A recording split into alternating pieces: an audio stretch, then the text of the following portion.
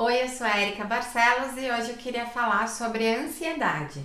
Eu queria começar falando que essa área de ansiedade não é de especialidade do endocrinologista, mas como a ansiedade em cada pessoa se manifesta de uma maneira diferente, muitas vezes nos pacientes se manifesta com uma compulsão alimentar, uma fome meio descontrolada, uma maneira de tentar se acalmar comendo. Então, o endocrinologista é um dos médicos que recebe pacientes cuja base, o início do problema é um transtorno de ansiedade. Então, o que é a ansiedade? A ansiedade é uma característica que todo mundo tem em alguns momentos de estresse da nossa vida. Todo mundo, em algum momento de medo, de preocupação, de nervoso, de raiva, libera hormônios, que são os hormônios da família da adrenalina, que vão deixar a gente em alerta para tentar ter uma maior clareza de pensamento, maior vigor físico, inclusive, para lidar com essa situação ameaçadora. Então, a adrenalina, ela, na maioria das vezes, deveria ser liberada numa ameaça concreta, numa ameaça real. O que acontece é que pessoas, por questões às vezes de vida, de uma predisposição até geneticamente determinada, ou seja, de família, ou até em determinadas fases da sua vida, começam a ter essas crises de liberação desses hormônios da adrenalina e todas as consequências que essa adrenalina vai trazer, seja nos pensamentos, na mente, seja no físico, de uma maneira mais frequente do que seria esperado e muitas vezes de uma maneira mais forte do que seria esperado. Então eu estou falando sobre a ansiedade da maneira mais básica possível, em que pessoas do dia a dia entram e saem de momentos ansiosos.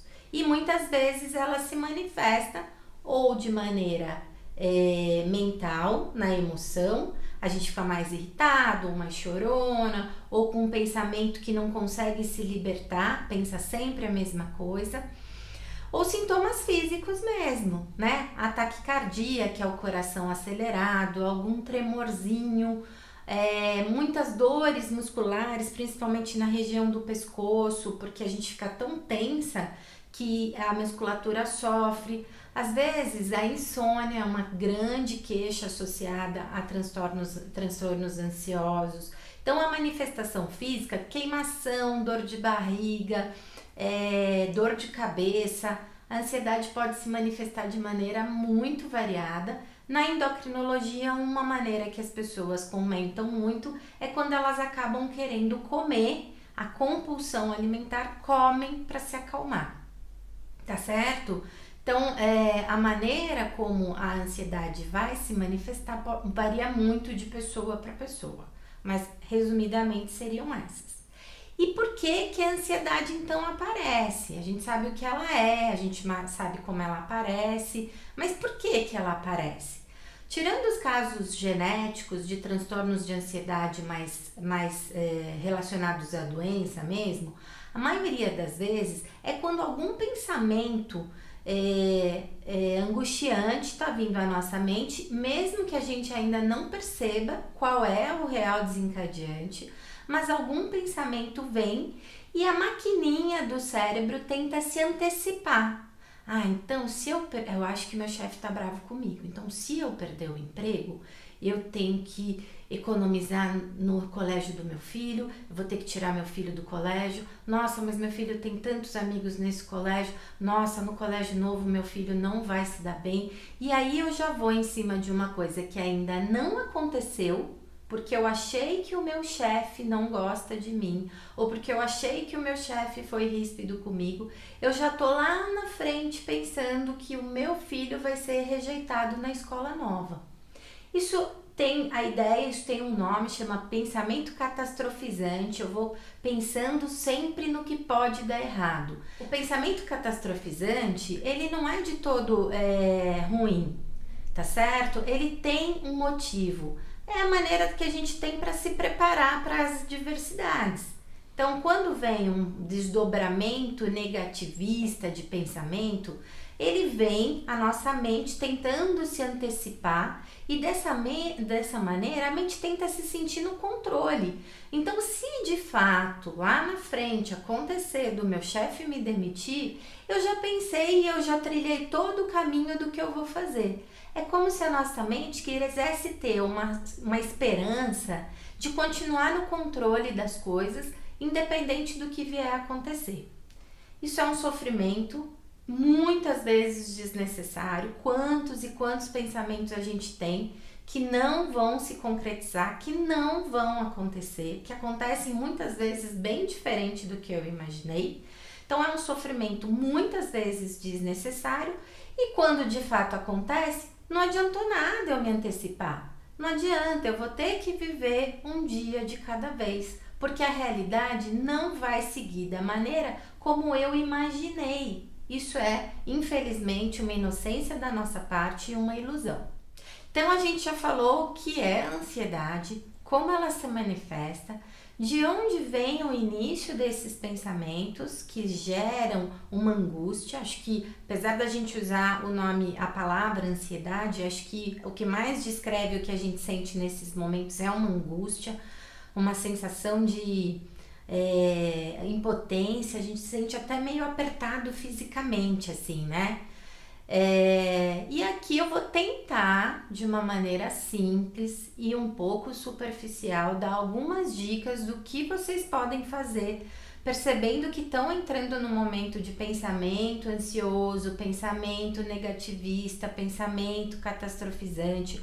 Ou às vezes eu nem percebi tudo isso, obviamente. Eu só percebi que eu comecei a tremer, meu coração começou a acelerar e eu imagino que não é nada físico, que é algum estresse da minha mente que está ocasionando aquilo. Quando eu achar que é alguma coisa física, eu tenho que buscar sempre um médico. A primeira dica é essa que eu falei para você. Lembrar que é só um pensamento. Tava lá achando que o meu filho ia ser rejeitado na escola, eu já tava nervosa, imaginando meu filho sozinho no cantinho. Érica, é só um pensamento. Isso não tem base, você não tem nenhum motivo para acreditar que isso é uma realidade. Então, você se obrigar a lembrar que aquilo é só um pensamento e que aquilo provavelmente não vai acontecer, já é um início maravilhoso.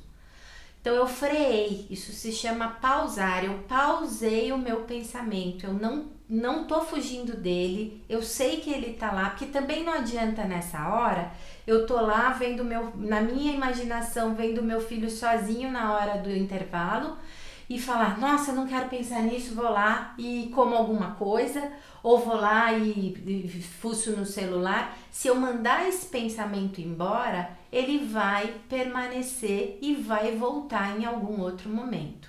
Então, primeira coisa, um pensamento que não tá legal, que tá me gerando angústia, que tá me gerando sofrimento, eu não posso negar e eu não posso ignorar. A melhor conduta é perceber que ele existe, lembrar que ele é só um pensamento, tá certo? E tentar de maneira racional mandar ele embora.